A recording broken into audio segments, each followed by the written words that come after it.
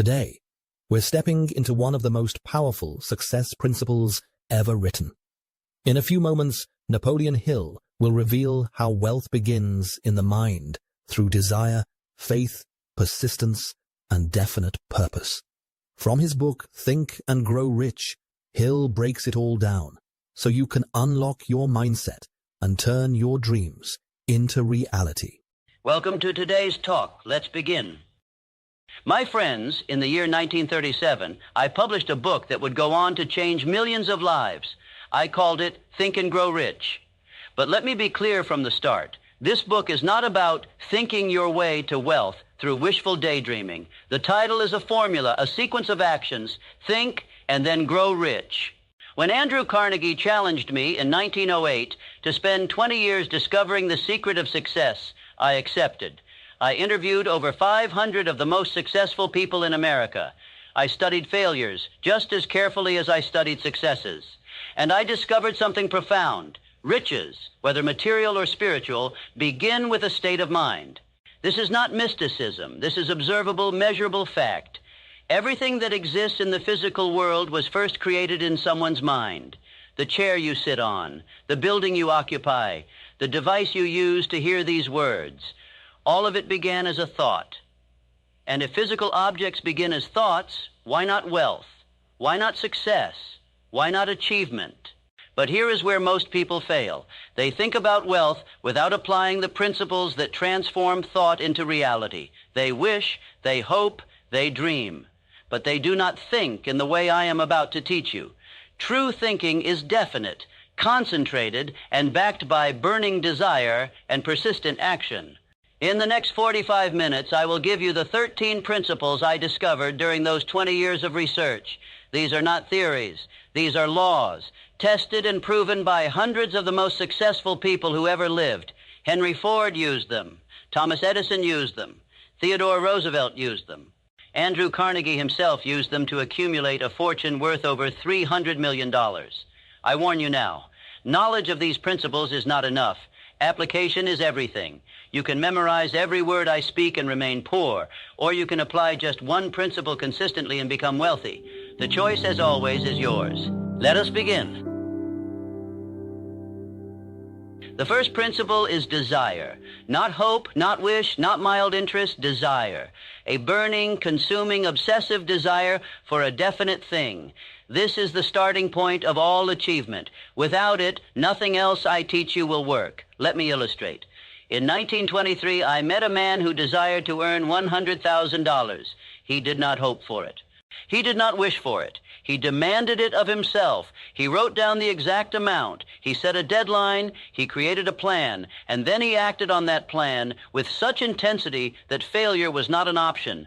Within 18 months, he had earned his $100,000. Not through luck, not through inheritance. Through the application of burning desire, backed by definite plans and persistent action. Compare this to the millions of people who say they want to be rich, but do nothing to make it happen. They have wishes, not desires. Wishes are passive. Desires are active. Wishes wait for opportunity. Desires create opportunity. How do you develop burning desire? Through definiteness of purpose. You must know exactly what you want, not more money. How much? Not someday. By when? Not somehow. Doing what? Vagueness produces vague results. Specificity produces specific results.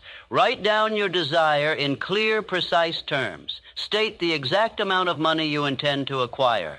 State the time limit by which you will acquire it. State what you intend to give in return for this money. Nothing comes without an equivalent value exchanged. Then create a definite plan and begin at once to put it into action. Read this written statement aloud twice daily, once upon waking, once before sleep.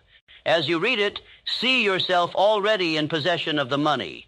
Feel the emotions you will feel. This is not fantasy. This is impressing your desire upon your subconscious mind, and your subconscious mind is the connecting link between your thoughts and their physical manifestation. Most people quit at the first sign of difficulty. Why? Because their desire was not strong enough. When your desire is truly burning, obstacles become stepping stones. Temporary defeat becomes fuel. Criticism becomes irrelevant. You persist because quitting is not an option. The second principle is faith. Faith is the visualization of and belief in the attainment of desire. Faith is the chief chemist of the mind. When faith is blended with thought, the subconscious mind instantly picks up the vibration, translates it into its spiritual equivalent, and transmits it to infinite intelligence. I can already hear your objection. How can I have faith in something I have not yet achieved? The answer is simple. Faith is developed through repetition of thought. You cannot have faith accidentally. You must cultivate it deliberately. This is where autosuggestion becomes critical. Autosuggestion is the process by which you communicate with your subconscious mind. Your subconscious does not distinguish between a thought backed by faith and a thought backed by fear. It accepts both. It acts on both. The question is, which thoughts are you feeding it? Every night as you fall asleep, your last thoughts are absorbed deeply by your subconscious. If your last thoughts are of failure, poverty, and limitation, your subconscious accepts these and directs your actions accordingly. If your last thoughts are of success, abundance, and achievement, your subconscious accepts these and directs your actions toward their attainment. This is why I insist you read your written statement of desire aloud twice daily with emotion. Emotion is the key. Words without emotion are powerless, but words charged with emotion penetrate the subconscious and create unshakable faith. Let me give you an example. In 1909, I met a young man who desired to become a great inventor. He had no formal education, he had no money, he had no connections, but he had faith. He visualized himself as a successful inventor every single day. He felt the emotions of success. He acted as though his success was inevitable. Within 5 years, he had patents on 12 inventions. Within 10 years, he was financially independent. He did not achieve this through talent alone. He achieved it through faith in his own ability and the persistent application of thought backed by that faith. Faith eliminates doubt. Doubt is the enemy of achievement. When you doubt, you hesitate. When you hesitate, you miss opportunities. When you miss opportunities, you confirm your doubt. It becomes a self-fulfilling prophecy. Faith creates the opposite cycle. Faith leads to action. Action leads to results. Results confirm faith. The third principle is autosuggestion. This is the agency of communication between the conscious mind and the subconscious mind. It is the tool by which you impress your desires, backed by faith, upon your subconscious. Your subconscious mind is like fertile soil. It will grow whatever seeds you plant, whether weeds or flowers, poison or food. It does not care. It simply grows. Autosuggestion is how you choose what seeds to plant. Here is the procedure. You have already written your definite chief aim, the exact amount of money you desire, the deadline, and what you will give in return. Now, every morning and every night, you will read this statement aloud. As you read, you will close your eyes and see the money in your possession. You will feel yourself using it.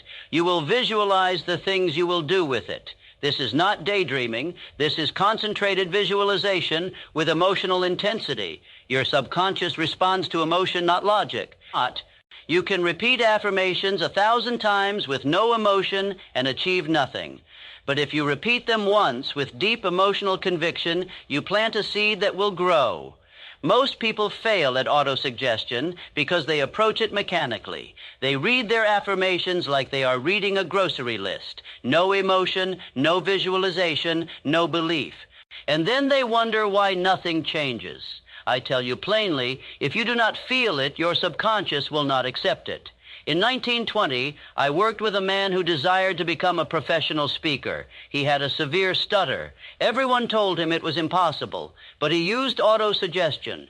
Every night he visualized himself speaking confidently to large audiences. He felt the applause. He heard the words flowing smoothly from his mouth. He did this for 6 months. Gradually, his stutter diminished. Within a year, he was speaking publicly. Within 3 years, he was one of the most sought-after speakers in the country. He did not overcome his stutter through willpower alone. He overcame it through the persistent application of autosuggestion, impressing upon his subconscious mind a new image of himself. You must do the same. Decide who you intend to become. Visualize that person daily. Feel the emotions of being that person. And your subconscious will guide your actions to match that image. The fourth principle is specialized knowledge. General knowledge, no matter how great, is of little use in the accumulation of wealth. It is specialized knowledge that has value. And here is the surprising truth. You do not need to possess this knowledge yourself. You need only know where to find it and how to organize it for use. Henry Ford was once called ignorant by a lawyer during a court case. The lawyer challenged Ford with questions on history, science, and general knowledge. Ford could not answer most of them. Finally, Ford said, "I do not need to clutter my mind with general knowledge. I have a row of buttons on my desk. When I need information, I press a button, and someone with the specialized knowledge I need appears." Ford did not need to know everything. He needed to know how to organize the knowledge of others toward a definite purpose. This is the essence of specialized knowledge, knowing what you need to know, finding those who possess it, and organizing them into a mastermind group. Do not make the mistake of thinking that formal education equals specialized knowledge. Some of the wealthiest people I studied had little formal education, and some of the most educated people I met were poor. Why? Because education is only valuable when it is organized and applied toward a definite purpose. If you desire to accumulate wealth, you must first decide what specialized knowledge you need. If you are building a business, you need knowledge of marketing, finance, management, and sales. You do not need to be an expert in all four, but you need to either acquire basic competence or ally yourself with experts in each area. Where do you acquire specialized knowledge? From books, from courses, from mentors, from experience. But the most valuable source is from the minds of people who already possess what you need. This is why the Mastermind principle, which I will explain shortly, is so critical. I knew a man in 1915 who desired to build a manufacturing company. He knew nothing about manufacturing, but he had desire. He sought out 3 men who did know manufacturing. He offered them partnership in exchange for their knowledge. Within 2 years, his company was profitable. Within 10 years, it was worth over $1 million. He succeeded not because he knew everything, but because he knew how to organize the knowledge of others. The fifth principle is imagination. Everything created by man began in the imagination. The skyscraper, the automobile, the airplane, the telephone. All were first formed in someone's imagination before they became physical reality. There are 2 forms of imagination: synthetic imagination and creative imagination. Synthetic imagination takes existing ideas, concepts, and plans and arranges them in new combinations. Most inventions and most business plans are products of synthetic imagination. You take what already exists and recombine it in a way that solves a problem or meets a need. Creative imagination is different. It is the faculty through which hunches and inspirations are received. It is the connection between the finite mind of man and infinite intelligence. When synthetic imagination is insufficient, creative imagination steps in. This is where truly original ideas come from. But here is the key. Imagination without action is useless. I have met countless people with brilliant ideas who died poor because they never did anything with those ideas. Ideas are common. Execution is rare. The person who takes an average idea and executes it well will accumulate more wealth than the genius who creates brilliant ideas but never acts. In 1925, I met a man with an idea for a new type of fastener for clothing. It was a simple idea, nothing revolutionary, but he did not just imagine it. He created a prototype. He found a manufacturer. He marketed it. Within 3 years, his fastener, the zipper, was being used in millions of garments. His imagination made him wealthy, but only because he combined imagination with action. How do you develop imagination? First, by using it. Like a muscle, imagination grows stronger with exercise. Set aside time each day to imagine solutions to problems, improvements to existing products, or entirely new creations. Let your mind wander freely. Do not judge your ideas as they come. Capture them. Write them down. Second, expose yourself to new information. Imagination feeds on raw material. The more you read, experience, and learn, the more material your imagination has to work with. Isolation starves imagination. Diverse experience feeds it. Third, ask yourself constantly, how can this be better? What is missing? What do people need that does not yet exist? These questions train your imagination to look for opportunities. The sixth principle is organized planning. Desire is the starting point. Faith gives you the belief to pursue it. Imagination creates the plan. But organized planning is what transforms desire into reality. A plan without organization is a wish. A plan with organization is a blueprint for achievement. Here is the process. First, ally yourself with a group of people who have the knowledge, experience, or resources you need. This is your mastermind group, which I will explain in detail later. No one achieves great success alone. You need the cooperation of others. Second, before forming your mastermind alliance, decide what advantages and benefits you can offer in return for their cooperation. No one will work with you for nothing. What value do you bring? What can you offer them? Relationships built on mutual benefit endure. Relationships built on one-sided taking collapse. Third, arrange to meet with your mastermind group at least twice per week until you have perfected the plan for accumulating your desired wealth. Consistency is critical. Sporadic meetings produce sporadic results. Fourth, maintain perfect harmony between yourself and every member of your group. Friction destroys the mastermind. If there is conflict, resolve it immediately or remove the source of conflict. Harmony is not optional. It is essential. Now here is the harsh truth. Most plans fail. Accept this. Your first plan will likely fail. Your second plan might fail. But temporary defeat is not permanent failure. When a plan fails, replace it with a new plan. Do this as many times as necessary until you find a plan that works. Thomas Edison failed 10,000 times before he perfected the electric light bulb. When asked how it felt to fail so many times, he said, "I did not fail 10,000 times. I successfully discovered 10,000 ways that do not work." This is the mindset of organized planning. You persist. You adjust. You try again. Let me give you another critical point. Most people quit at the first sign of difficulty. They create a plan, encounter an obstacle, and give up. They do not replace the plan. They abandon the goal. This is why they fail. Winners replace failed plans. Losers replace goals. If your plan is not working, it is the plan that is wrong, not the goal. Change the plan, keep the goal.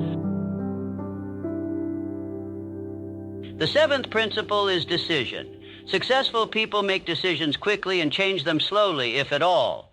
Unsuccessful people make decisions slowly and change them often. This is one of the clearest distinctions I observed during my 20 years of research. Procrastination is the opposite of decision. It is the refusal to choose. And the refusal to choose is itself a choice to remain where you are, to accept things as they are, to surrender control of your life to circumstances and other people. Why do people procrastinate? Fear. Fear of making the wrong decision. Fear of criticism, fear of losing what they have. But here is the truth. Indecision guarantees failure. A wrong decision can be corrected. Indecision cannot be corrected because it produces no result to evaluate. In 1917, I met a man who had been thinking about starting a business for 5 years. 5 years. He had studied the market, he had researched competitors, he had created detailed plans. But he never started because he was waiting for the perfect conditions, perfect timing, perfect funding, perfect circumstances. I asked him, what if perfect conditions never come? What if you wait 5 more years and still do not feel ready? He had no answer. He was paralyzed by indecision. Last I heard, he was still waiting. He will die waiting. Compare this to the man I met in 1920 who decided to start a business with no money, no experience, and no connections. He made the decision. He acted on it. His first attempt failed. He adjusted and tried again. His second attempt struggled but survived. By his 3rd year, he was profitable. By his 10th year, he was wealthy. The difference was not intelligence, it was not luck, it was the ability to make decisions quickly and stick with them. He decided, acted, failed, adjusted, and persisted. The other man decided nothing and achieved nothing. Here is how to develop the habit of quick decision. First, gather the facts relevant to the decision. Do not gather every possible fact. You will never have complete information. Gather enough information to make an informed choice. Second, consult with your mastermind group if the decision is significant. Third, make the decision. Set a deadline by which you will decide, and when that deadline comes, decide. Fourth, once you decide, act immediately. A decision without action is not a decision. It is a preference. Fifth, do not second-guess yourself. Commit fully to the decision. Give it time to produce results before you evaluate it. The eighth principle is persistence. This is where the majority of people fail. They have desire, they have faith, they make a plan, they take action, but at the first sign of difficulty, they quit, and all their effort is wasted. Persistence is to character what carbon is to steel. Without it, you are brittle and weak. With it, you are unbreakable. Persistence is the quality that allows you to continue when every fiber of your being wants to stop. It is the difference between those who achieve and those who almost achieve. Let me be blunt. The world does not reward talent. It does not reward intelligence. It does not reward good intentions. The world rewards persistence. I have seen mediocre people with iron persistence achieve far more than brilliant people who quit easily. Why do people lack persistence? There are 4 primary reasons. First, failure to define a clear purpose. If you do not know why you are persisting, the first obstacle will stop you. Second, lack of desire. Weak desires produce weak persistence. Third, negative influences. If the people around you constantly criticize and discourage, you will absorb their negativity. Fourth, lack of a mastermind alliance. Trying to achieve significant goals alone is exhausting. You need support. How do you develop persistence? First, by creating a definite plan and working that plan consistently, regardless of results. Results are not required for persistence. Action is. Second, by forming a mastermind alliance that will encourage and support you. Third, by closing your mind to negative and discouraging influences. Refuse to listen to people who say it cannot be done. Fourth, and this is critical, by understanding that failure is temporary. Every setback is a lesson. Every defeat is feedback. Edison was persistent not because he never failed, but because he refused to accept failure as permanent. He saw every failed experiment as progress toward the solution. In 1919, I met a woman who was trying to establish a business in a male-dominated industry. She faced rejection after rejection. Investors refused her. Suppliers doubted her. Competitors mocked her. She could have quit. Most people would have. But she persisted. 10 years later, her company was worth over $2 million. She succeeded not because she was smarter than the men who rejected her. She succeeded because she was more persistent. Persistence is a state of mind. It can be cultivated. It can be strengthened. And once you develop it, you become virtually unstoppable. The ninth principle is the mastermind. This is one of the most important principles in this entire philosophy, and it is the one most often misunderstood or ignored. A mastermind is a coordination of knowledge and effort in a spirit of harmony between 2 or more people for the attainment of a definite purpose. No individual has sufficient experience, education, native ability, or knowledge to ensure the accumulation of great wealth without the cooperation of other people. Andrew Carnegie surrounded himself with over 20 men whose knowledge and abilities complemented his own. Henry Ford surrounded himself with experts in manufacturing, finance, and engineering. Every great fortune was built by a mastermind alliance, but the mastermind is more than just a group of advisors. When 2 or more minds come together in harmony, they create a third invisible force. This force is greater than the sum of the individual minds. It is a psychic phenomenon that science cannot fully explain, but which every successful person has experienced. I have witnessed this phenomenon personally. When I meet with my mastermind group, ideas emerge that none of us had thought of individually. Solutions appear. Insights arise. This is not coincidence. This is the mastermind principle at work. How do you form a mastermind alliance? First, select people who have the knowledge, experience, or influence you need to achieve your definite purpose. Do not select people based on friendship or convenience. Select them based on what they can contribute. Second, determine what you can offer them in return. The mastermind must benefit all members. If it benefits only you, it will collapse.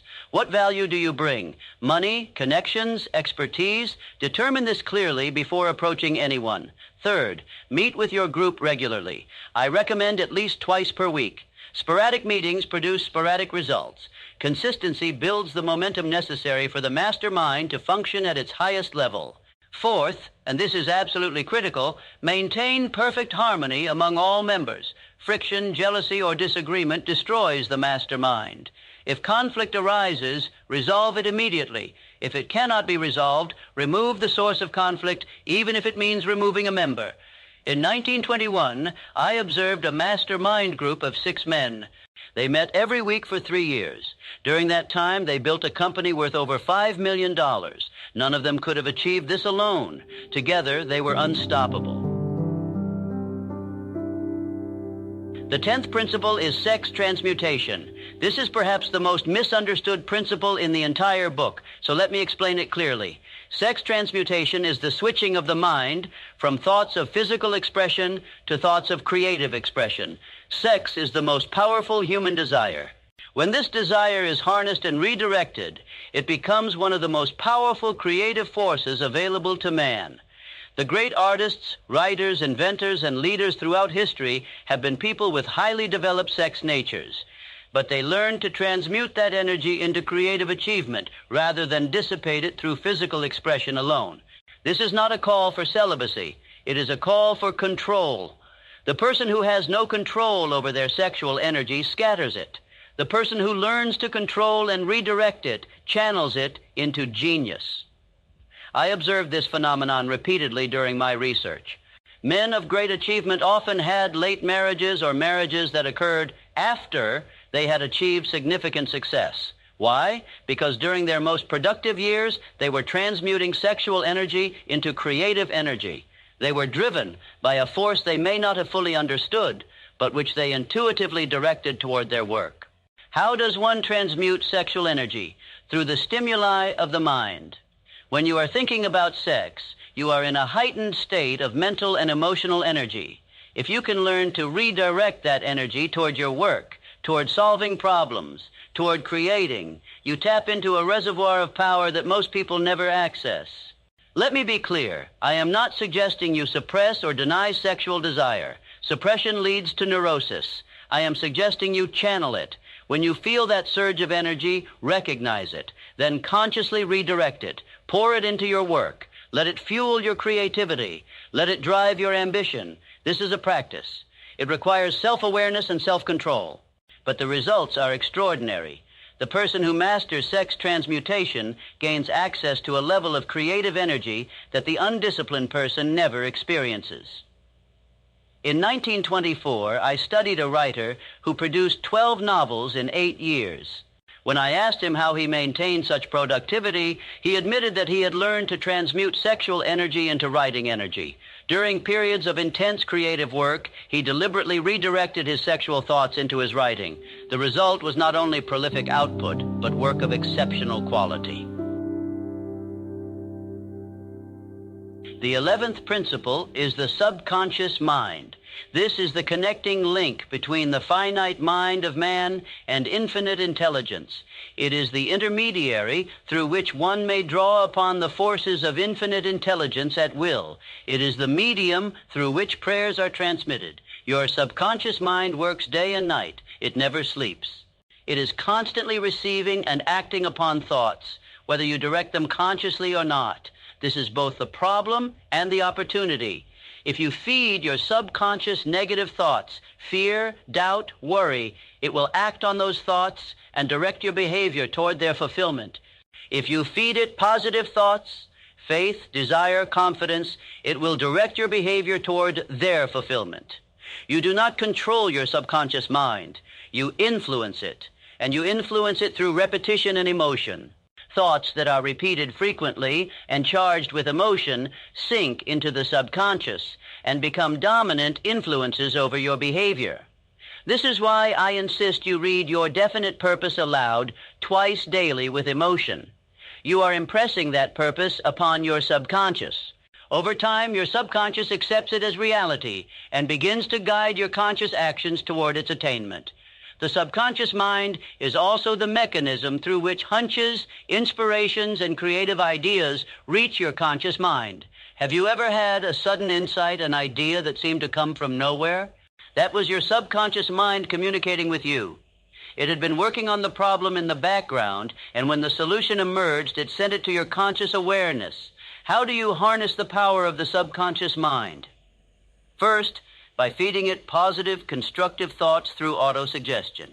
Second, by refusing to allow negative thoughts to dominate.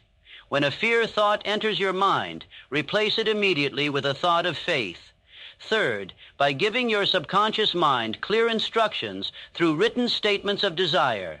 Fourth, by utilizing the period just before sleep.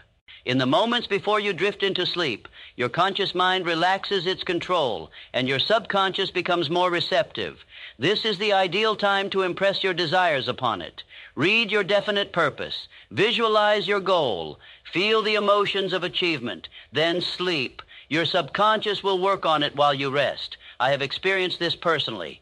Many of the ideas in this philosophy came to me during sleep or immediately upon waking. My subconscious was processing the information I had been feeding it, and when solutions emerged, they appeared in my conscious mind. The 12th principle is the brain.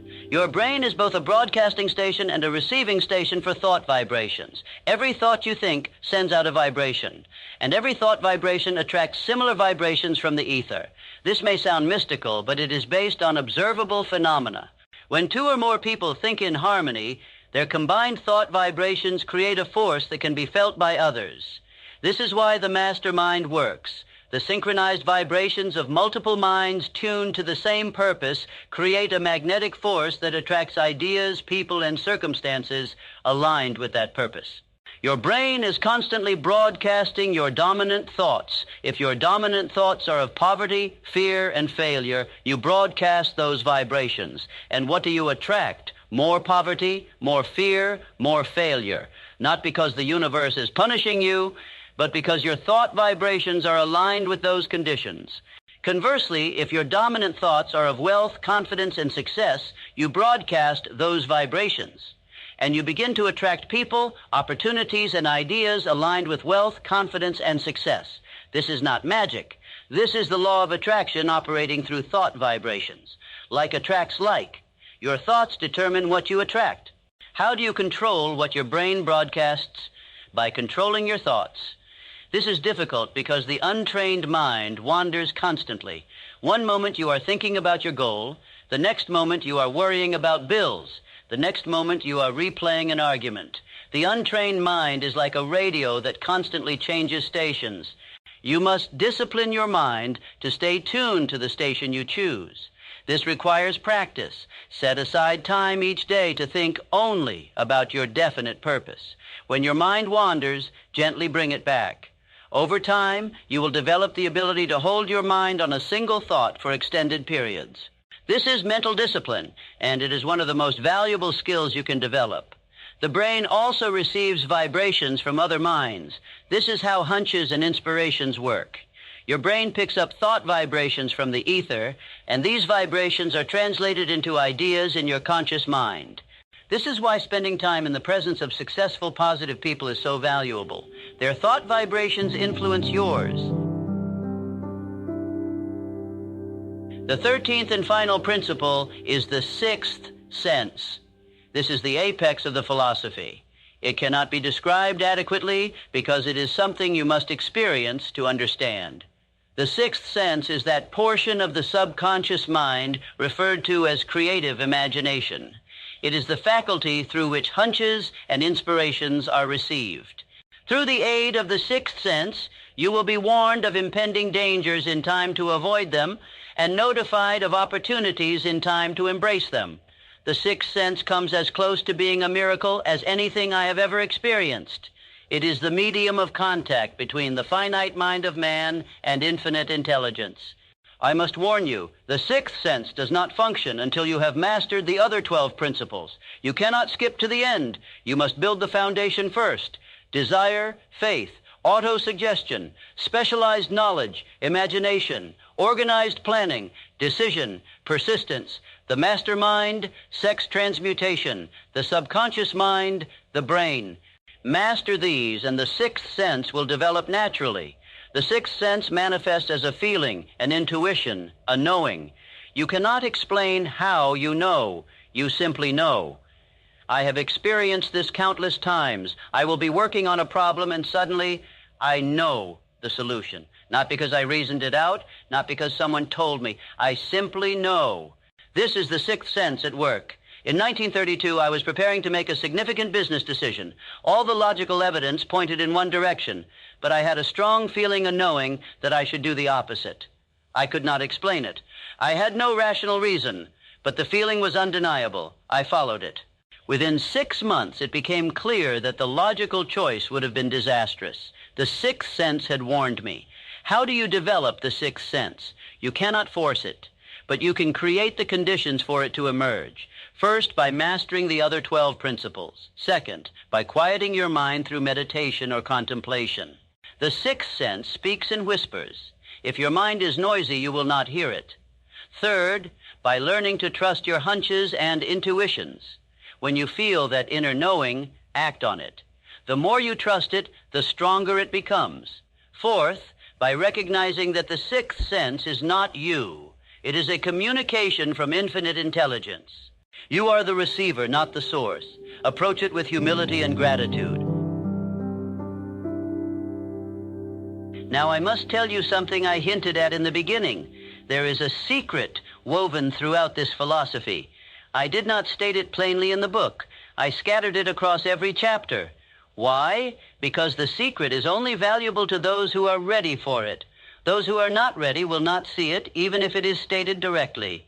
Andrew Carnegie revealed this secret to me when I was just a young man in 1908. He did not tell me the secret directly. He caused me to discover it by challenging me to spend 20 years researching it. And in those 20 years, I found the secret confirmed by every successful person I interviewed.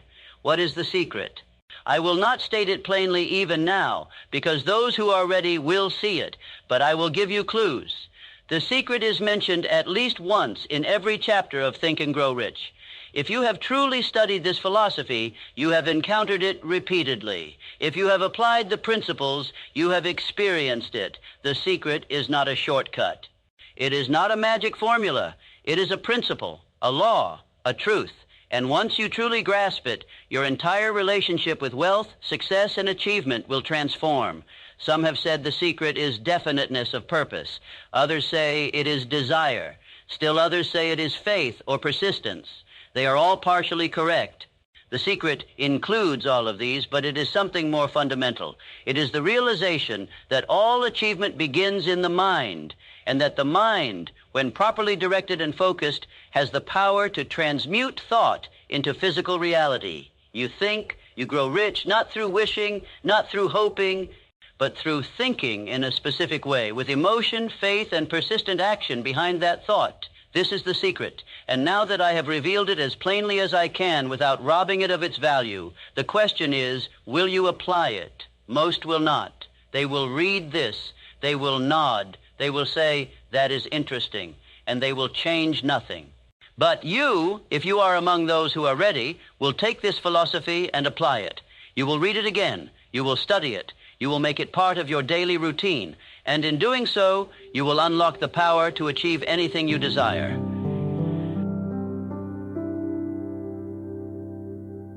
We have now covered the 13 principles of Think and Grow Rich. You understand the starting point of all achievement, desire. You understand the power of faith to transmute thought into reality. You understand how to influence your subconscious mind through autosuggestion. You understand the value of specialized knowledge, the power of imagination, and the necessity of organized planning. You understand the importance of decision, the indispensability of persistence, and the exponential power of the mastermind. You understand how to transmute sexual energy into creative energy, how your brain broadcasts and receives thought vibrations, and how the sixth sense connects you to infinite intelligence.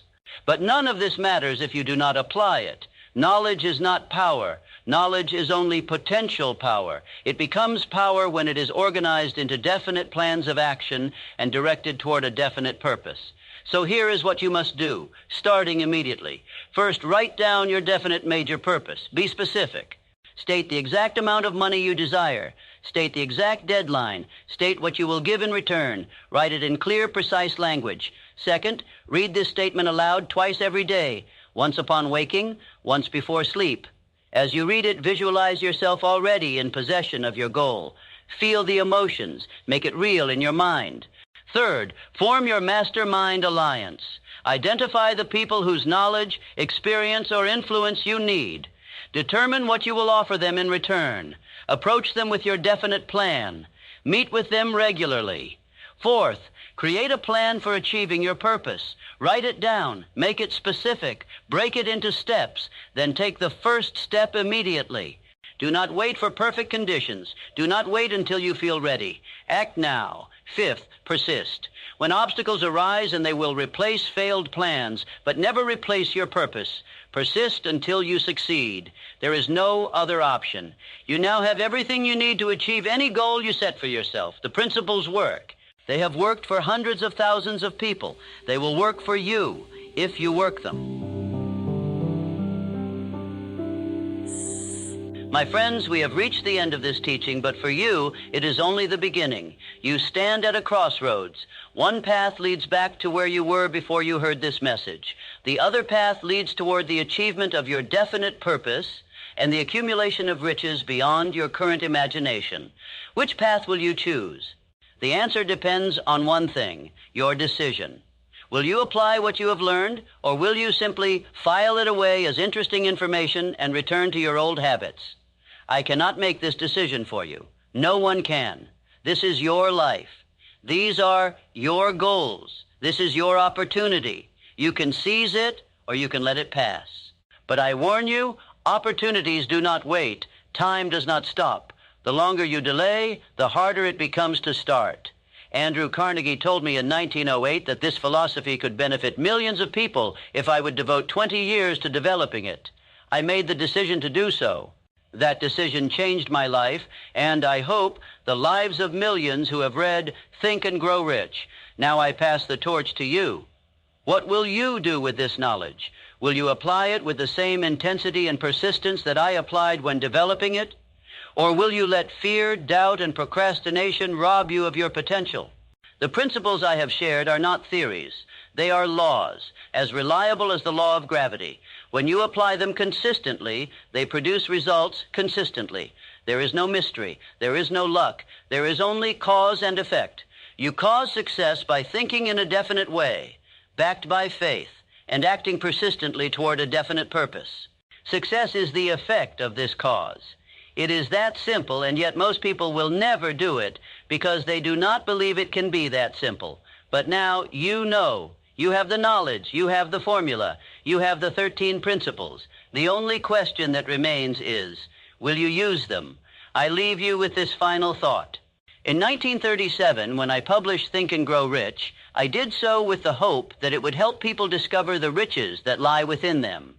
Not just material riches, though those will come, but riches of the mind, the spirit, the character, riches that no one can take from you, riches that grow the more you share them. You have those riches within you right now. They are waiting to be unlocked. The key is in your hand. The door is before you. All you must do is turn the key and step through. Make the decision. Take the first step and persist until you succeed. Your destiny is waiting. Go claim it. Thank you for watching Napoleon Hill Daily Millionaire Mindset. Don't forget to like and subscribe to the channel to keep up with all our latest releases.